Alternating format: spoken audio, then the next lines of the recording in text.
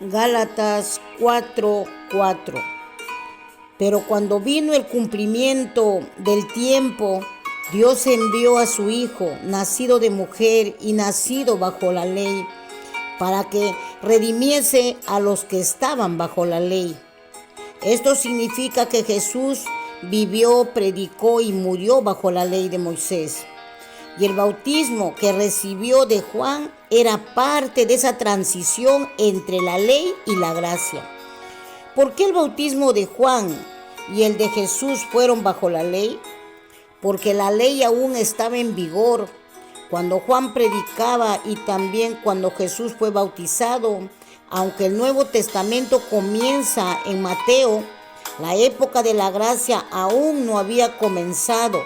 Israel seguía bajo el antiguo pacto dado por Moisés. ¿Cuál era el propósito del bautismo de Juan? Juan bautizaba para arrepentimiento, preparaba el corazón del pueblo para recibir al Mesías. No daba el Espíritu Santo. En Marcos 1:4 nos dice: apareció Juan bautizando en el desierto, predicando el bautismo de arrepentimiento para perdón de pecados. ¿Desde cuándo comienza la gracia? La gracia comienza oficialmente con la muerte y resurrección de Jesús. Cuando Jesús muere en la cruz y resucita, se cumple la ley y comienza el nuevo pacto, el tiempo de la gracia y del Espíritu Santo. Juan 1:17 nos dice: pues la ley por medio de Moisés fue dada, pero la gracia y la verdad vinieron por medio de Jesucristo. En Hebreos 9:16 nos dice: porque donde hay testamento es necesario que intervenga la muerte del testador, porque el testamento con la muerte se confirma. Esto significa que el nuevo pacto comienza con la muerte de Cristo, pero se manifiesta con poder en Pentecostés, cuando el Espíritu Santo desciende sobre los discípulos. ¿Cuál es la diferencia entre el bautismo de Juan y el bautismo cristiano? El bautismo de Juan era bajo la ley. Arrepentimiento, no daba el Espíritu Santo, preparaba la venida del Mesías. Y el bautismo cristiano era bajo la gracia. Era por fe en Cristo, daba el Espíritu Santo, identificaba con la muerte y resurrección de Cristo.